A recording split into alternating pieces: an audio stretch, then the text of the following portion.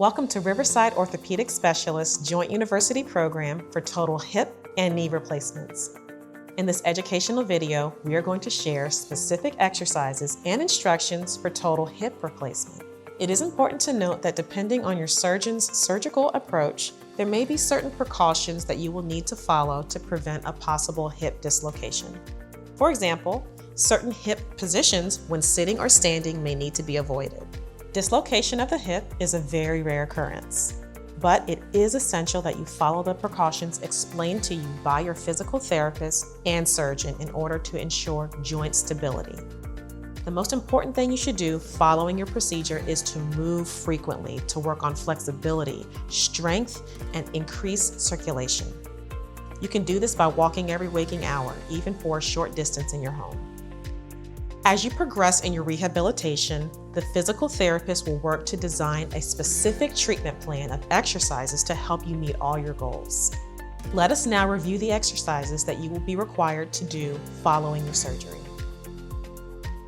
The first 3 should be done every waking hour for 20 repetitions on each leg in order to prevent blood clots. Having surgery places you at a greater risk for developing a clot, since you will not be walking or moving as you normally would. These simple exercises keep the blood flowing and decrease the likelihood of a clot developing. The first exercise is ankle pumps. While lying on your back or while sitting, move your ankles forcefully up and down to contract the muscles in your calf. This motor action will help pump the blood back up to your heart.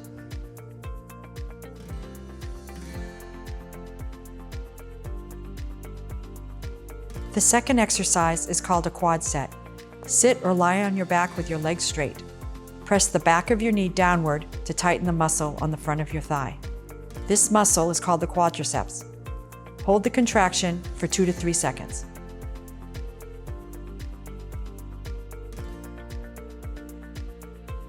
The third exercise is called a gluteal set. While lying on your back or in sitting, contract your buttock muscles or gluteals as if you were lifting your buttocks slightly off the bed. Hold for 2 to 3 seconds. We will now review additional exercises that you will perform as you progress through therapy. Start with 10 repetitions as tolerated and increase as you get stronger. Heel slides. Lie flat on your back. Slide your heel towards your buttocks, bending your knee, being careful not to exceed any of your hip precautions if applicable. This will exercise the muscles that bend your hip and knee.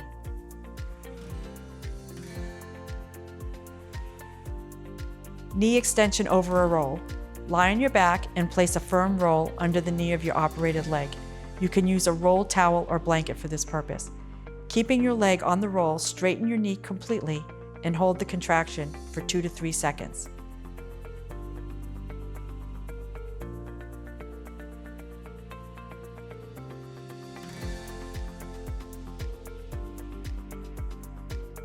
Seated knee straightening. While sitting in a chair or on the edge of the bed, kick your operated leg out to straighten your knee fully. Hold for 2 to 3 seconds and then lower slowly.